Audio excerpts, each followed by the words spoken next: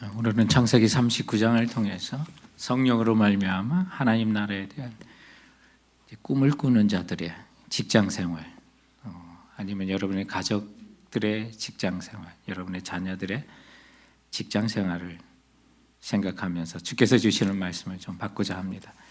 2년 전인 2019년 2월에 또 한국에서 성경적 원리와 세상의 삶의 현장 속에서 고민하는 기독 청년들을 위한 모임에서 저들이 다뤘던 그리스도인들이 직장에서의 갖는 주된 고민 4가지 질문을 종합해서 저들이 토론을 했는데, 그 선정됐던 4가지 질문, 고민 4가지 주제가 무엇이냐면, 첫 번째는 직장에서의 술자리, 회식 문화 등 경건한 생활에 대한 갈등.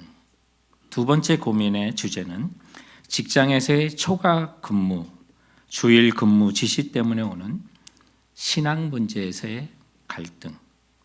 세 번째는 비그리스도인인 상사와 또는 신앙의 본이 되지 못하는 기독인 선배 등 인간관계의 갈등. 네 번째 고민 주제는 기독 직장인으로서의 부정직한 업무, 탈세, 뇌물, 승진을 위한 줄타기 등 출세를 위한 갈등. 이 4가지가 오늘날 기독 직장인들의 그 고민을 종합하여 4가지 주제로 저들이 토론을 갖고 또 여기에 대한 하나님 말씀을 또 찾아갔던 그런 주제였던 것입니다. 이 같은 문제들을 생각할 때 정말 험난한 세상에서 영적 싸움을 벌이고 있는 우리 교우들 그리고 자녀들을 생각하면 마음이 무거울 수밖에 없었습니다. 성경을 공부하고 영적인 집회에 참여하고 싶어도 영적으로 도전을 받으면 자신의 일터와 삶에 그리고 평소의 삶에 대한 신앙의 양심에 찔려서 괴롭기만 하는 우리 직장인들에게 어떻게 이 말씀을 전할 수 있을까라는 그런 생각도 해보았습니다. 그러나 성령으로 인하여 우리에게는 하나님이 보여주시는 꿈이 있지 않습니까?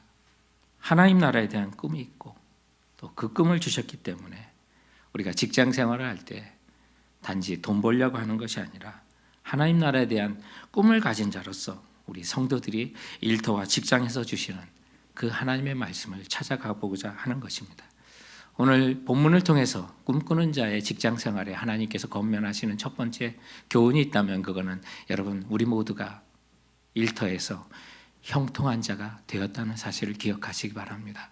성령님이 함께 하시고 주님이 우리와 동행하시면 우리 모든 자들은 형통한 자인 것을 믿으셔야만 합니다.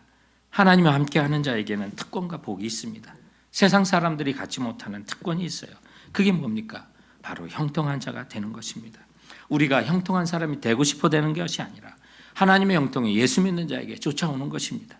주의 인자하심과 선하심이 평생에 나를 따르는 것입니다.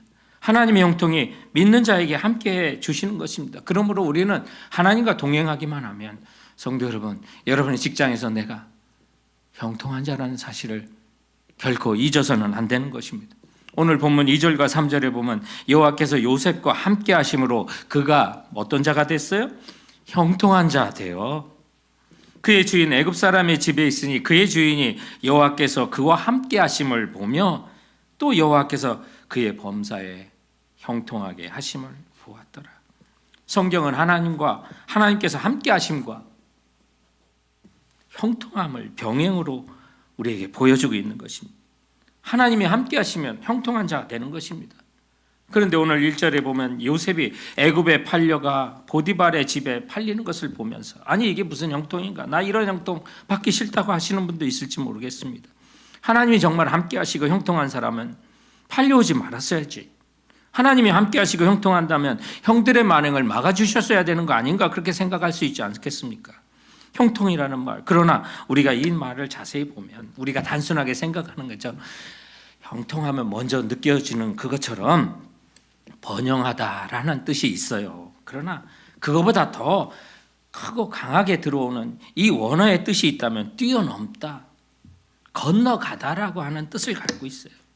그래서 우리가 단순히 생각할 때 형통이라면 뭐든지 그냥 잘 되는 것이 아니라 고난이 사라지는 것이 아니라 그 고난은 여전히 있지만 그 고난을 뚫고 이겨나갈 수 있는 것, 그래서 고난 그 자체가 문제가 아니라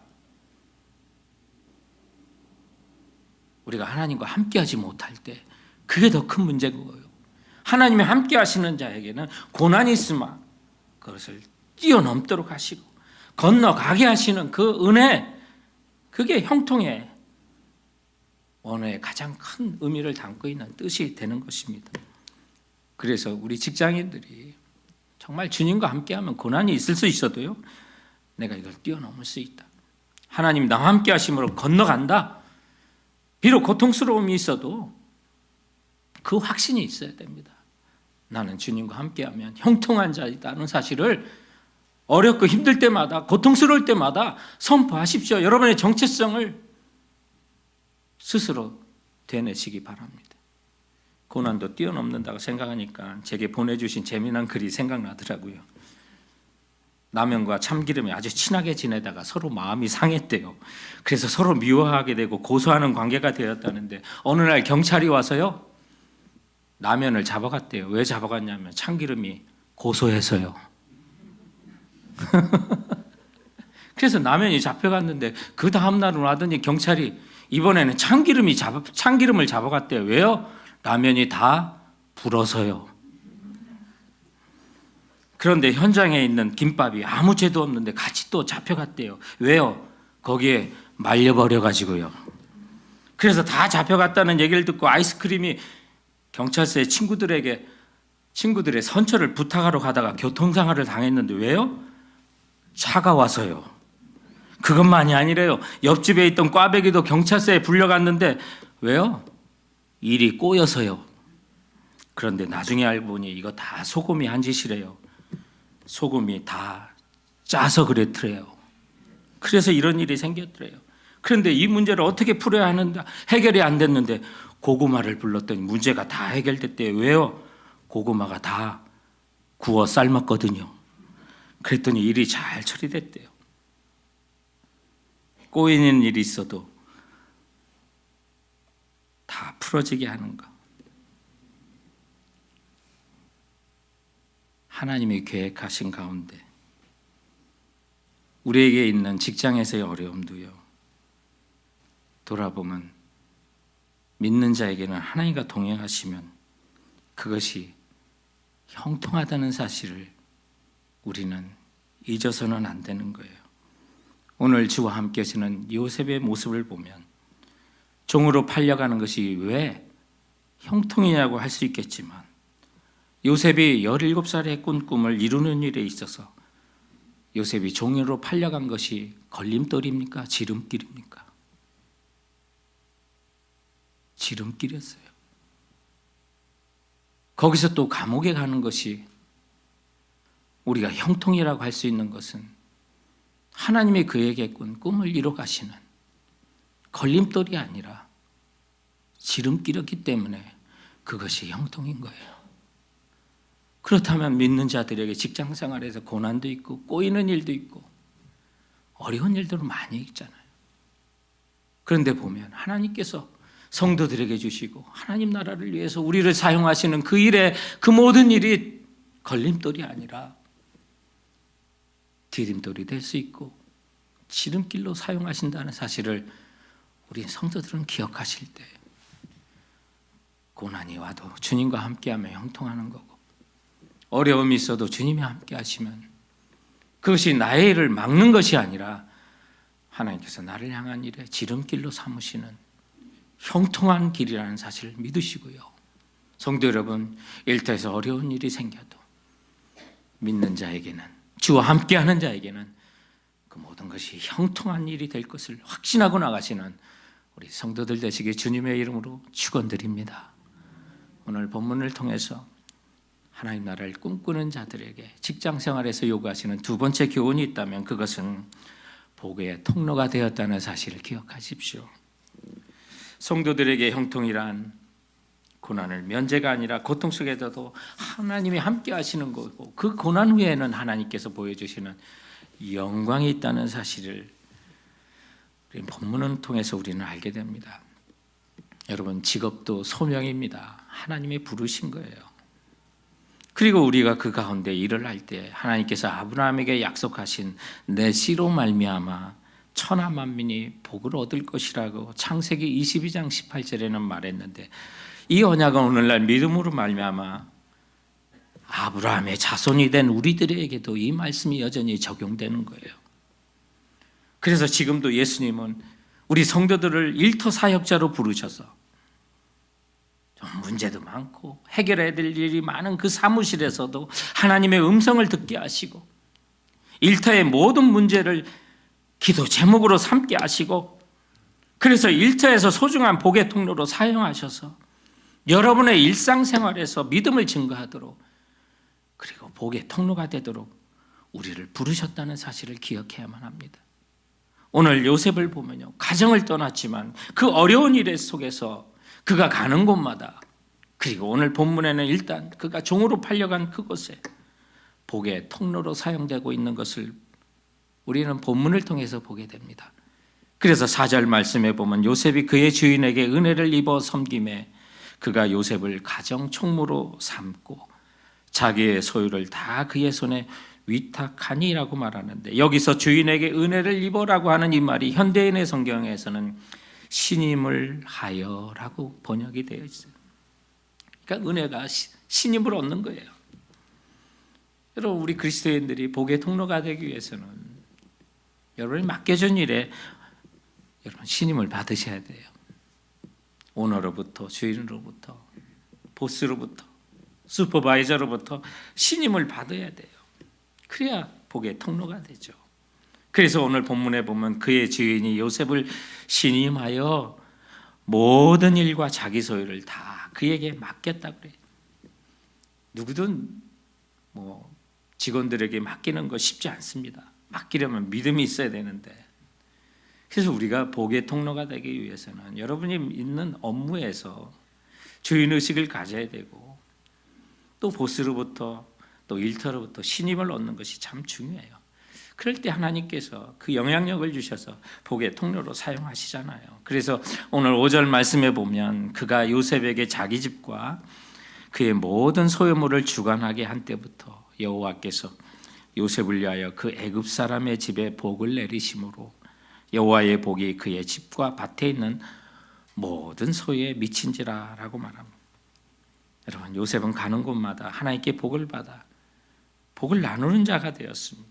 종으로 들어가 주인으로 하여금 복을 받게 하고, 감옥으로 들어갈 때는 그 감옥에 있는 사람들이 복을 얻게 하셨습니다.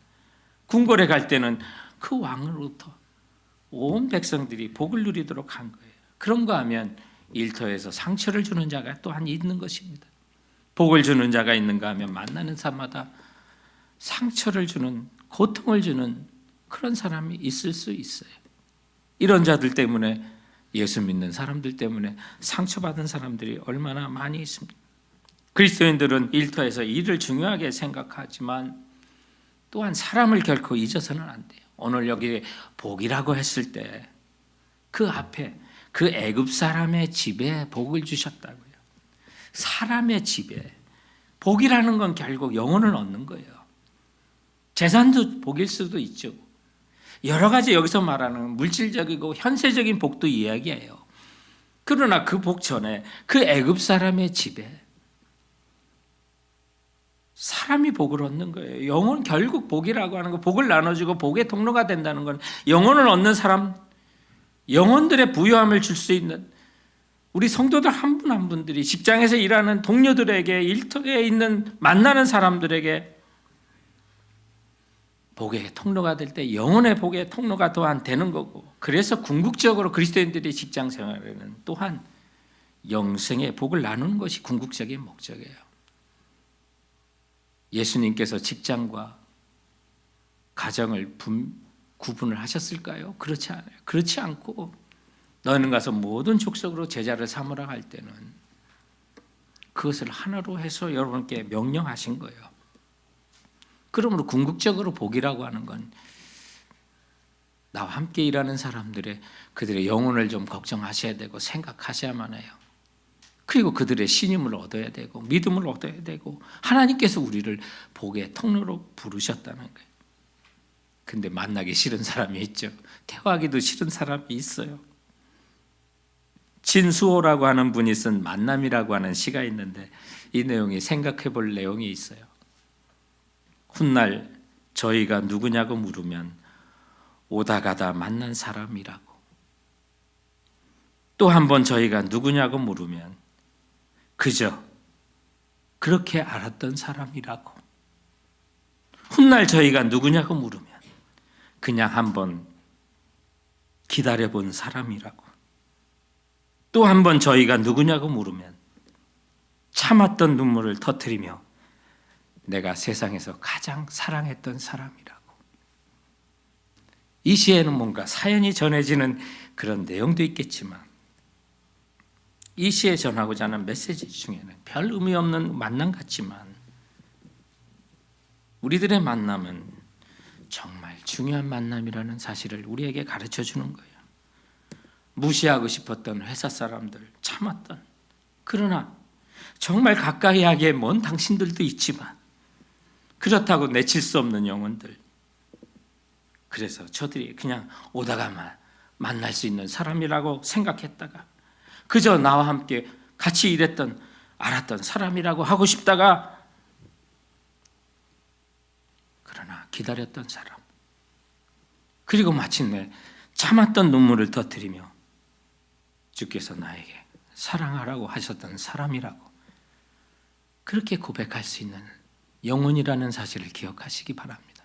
성도 여러분, 하나님께서 우리 여러분 모두를 그리고 여러분의 자녀들을 직장의 복의 통로로 우리를 심으시고 부르셨다는 사실을 기억하시고 우리가 만나는 그 복, 우리가 전해야 될 그 복은 궁극적으로 영혼의 복이고 복음의 복이라는 사실을 기억하면서 어느 영혼도 그저 허투루 지나가고 한 번 만나는 영혼이 아니라 주께서 나에게 사랑하라고 하셨던 그런 사람이라는 사실을 소중함을 다시 한번 깨닫고 여러분의 일터에서 비록 힘들게 하지만 어렵게 하지만 그 영혼을 귀하게 여기실 수 있는 그리고 마침내 여러분들이 그들의 가정을 위하여 복의 통로가 될 수 있는 그런 축복이 있기를 주님의 이름으로 축원드립니다. 오늘 말씀을 통하여 하나님 나라의 꿈을 꾸는 우리 성도들의 직장 생활에 대한 본문이 가르치는 세 번째 교훈이 있다면 일과 신앙이 하나 된 삶으로 직장 생활 하시기 바랍니다. 일과 신앙이 하나가 되어야 합니다. 일과 신앙, 직장과 교회 결코 분리할 수가 없는 것입니다. 요셉은 오늘 보디발의 집에서 일했지만 보디발 앞에서 그러나 그 보스보다 더 높으신 하나님 앞에서 일을 하는 것을 보게 됩니다. 그의 고백을 통해서 우리가 자세히 알아볼 수가 있는데 9절 말씀에 보면 보디발의 아내가 성적으로 유혹을 해오자마자 그가 하는 말이 이 집에는 나보다 큰 이가 없으며 주인이 아무것도 내게 금하지 아니하였어도 금한 것은 당신뿐이니 당신은 그의 아내임이라 그런즉 내가 어찌 이 큰 악을 행하여 하나님께 죄를 지으리까. 여러분, 요셉은 비록 보잘것없는 노예 신분이었지만 하나님 앞에 평가받는 것을 잊지 않았다는 사실 기억하세요. 그래서 어떤 순간이든 보디발이 내게 그의 고백 속에 그의 슈퍼바이저, 그의 보스를 항상 기억하고 그가 자기에게 맡겨진 임무를 잊지 않았지만 그러나 그 가운데도 더 크신 주인이신 하나님 앞에 그의 일터와 직장 생활을 감당하는 모습을 오늘 본문을 통해서 우리는 보게 됩니다. 성도 여러분, 우리는 많은 일에 있어서 일과 신앙을 분리하는 일에 너무나도 익숙했던 문화 속에 살고 있습니다. 그러나 신앙과 일을 분리하지 않고 통합할 때 그래서 그리스도인으로서 성도로서 정체성을 지키면서 직장 내에서도 다른 동료들과 융화에 힘써야 비로소 영향력을 나타내는 그리스도인이 될 수 있다는 것입니다. 그래서 우리 기독 직장인들이 정말 그들의 삶에서 주제로 삼는 게 바로 이거예요. 우리가 일터에서 그리스도인으로서 정체성을 잃지 않는 것 중요한데 그렇다고 예수 믿는다고 사사건건 모든 사람과 융화되지 못하고 빠져나가고,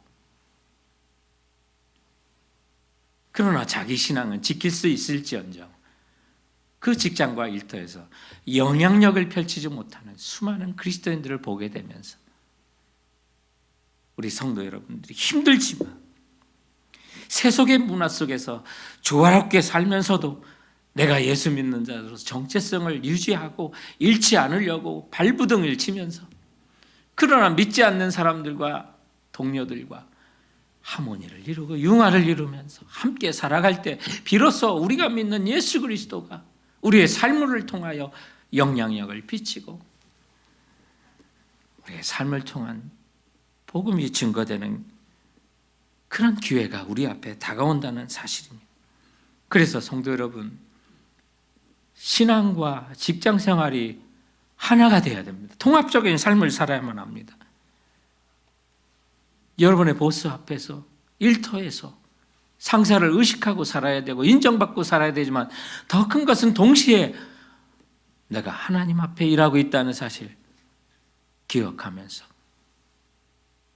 교회와 일터가 하나 되고 가정과 일터가 하나 되어 우리가 살아갈 때 하나님께서는 그 가운데 동행하시고 형통의 역사를 우리에게 베풀어 주시는 것입니다. 오늘 요셉을 보면 7절에 그 후에 그의 주인의 아내가 요셉에게 동침하기를 청하니라고 하는데, 여기 그 후에라는 것은 6절 말씀에 있는 내용입니다. 가정 총무가 되어 지위가 높아지고 그 다음에 용모가 빼어나고 뭐 하는데, 그 후에라고 하는 것은 요셉이 정말 용모가 빼어나고 아름다워진 후가 아니라 그가 높은 지에 올라가서 가정의 총무로서 모든 것을 다 맡았을 때라고 하는 것입니다. 그때 유혹이 찾아오기 시작합니다. 고린도전서 10장 12절에 있는 것처럼 그런즉 선줄로 생각하는 자는 넘어질까 조심하라고 하는데, 여러분, 사탄은요 영향력이 큰 지도자를 쓰러뜨리려고 수없이 유혹을 하는 것입니다. 그래서 선줄로 생각한 자는 넘어질까 조심하라는 그 말씀을 기억해야 되고요. 몇 년 전부터 일었던 미투 열풍에 의해서 수많은 세상의 많은 직장에서 많은 일터에서 권세를 이용해서 수많은 성적 불륜을 저지른 자들이 추락하는 것을 우리가 보게 되는데, 그런 일들이 발생하는 거예요. 그 힘과 권력을 사용해서 정말로 교모하게 사탄은 우리를 유혹한다는 사실을 기억하시기 바랍니다. 그래서 오늘 보디발의 아내의 유혹도 언제부터 시작됐냐면 요셉이 가정 총무를 맡고 전권을 가졌을 때 그 후에라고 하는 그 말씀을 오늘 이 본문은 강조하고 있습니다. 이 상황을 좀 더 생각해 보면요, 요셉은 이제 힘이 생겼어요. 힘이 생겼어요. 이 모든 일을 감출 수 있는 힘이 생겼을 때예요. 더군다나 외로웠을 때고 17살 때 사랑하는 아버지와 생리 이별을 하고 남의 나라에 와서 종으로 살아가니 얼마나 외롭겠습니까? 얼마나 아버지가 보고 싶겠습니까? 그리고 젊은 나이다 보니까 지금 27살의 청년이에요.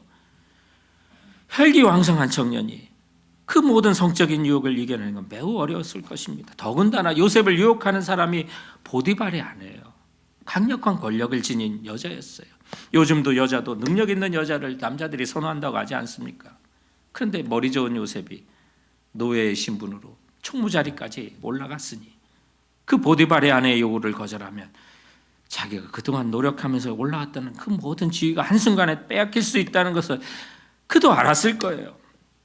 그만큼 요셉이 당한 유혹은 거절하기 힘든 유혹이라는 거죠. 그러나 그 모든 걸 거절하고 그 자리를 도망치는 거예요. 그래서 12절에 보면 요셉이 자기 옷을 그 여인의 손에 버려두고 밖으로 나가며 근처에 어스렁거려서도 안 되는 거예요.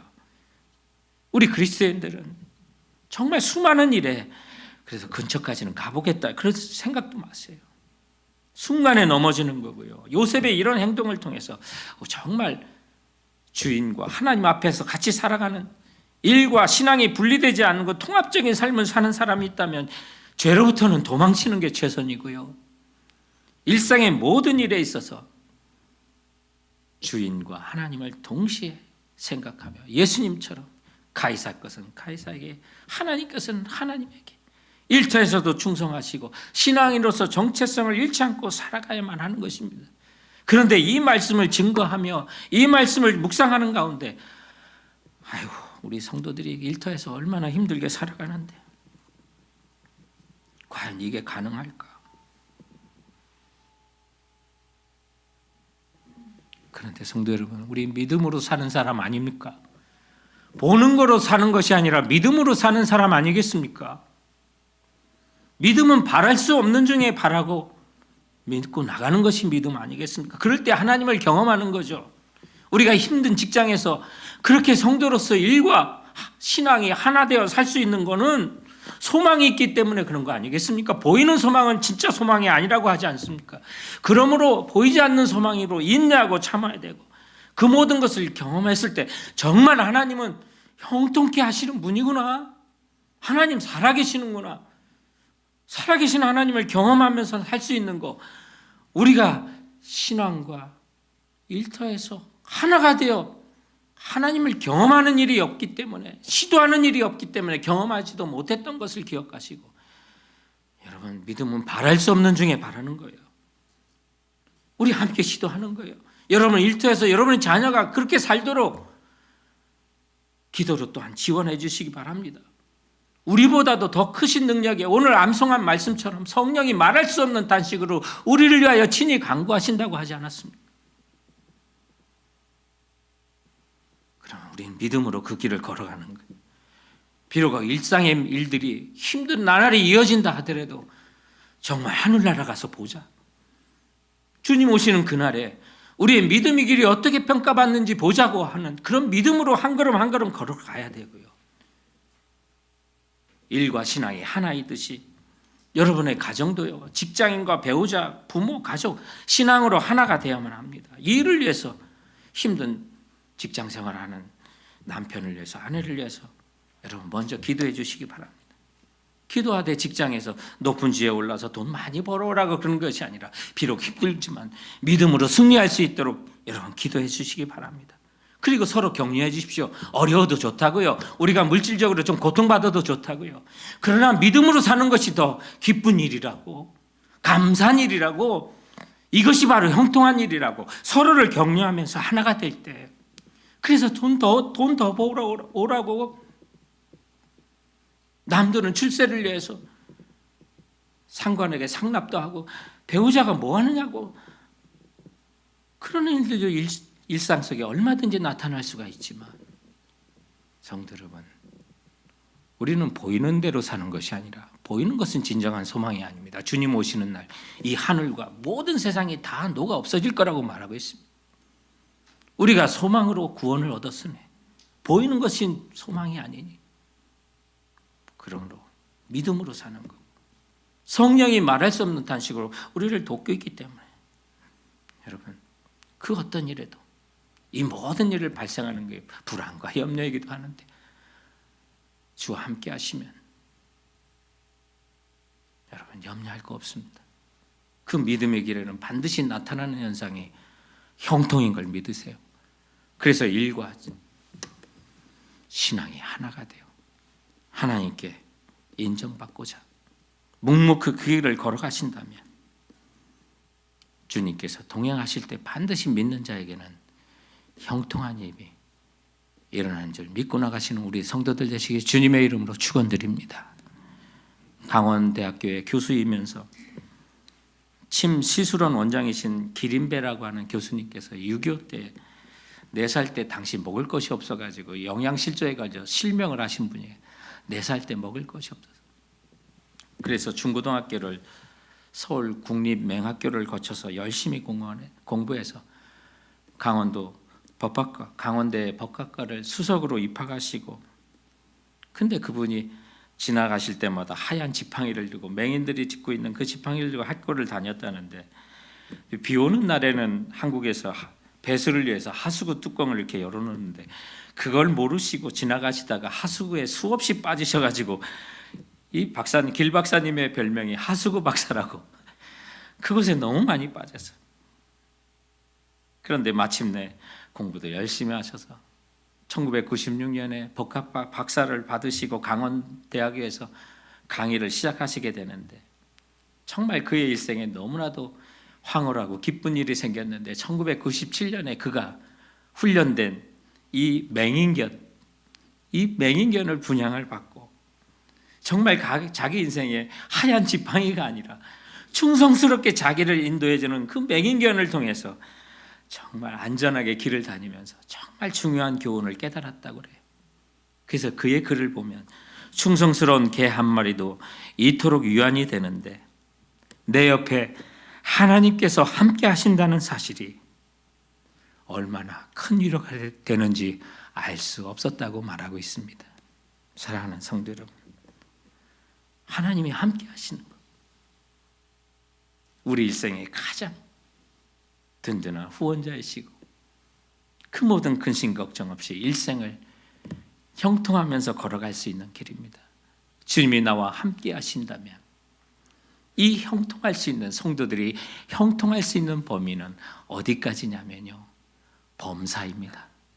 오늘 3절 말씀에 보면 여호와께서 요셉의 범사에 형통하게 하셨더라고 말합니다.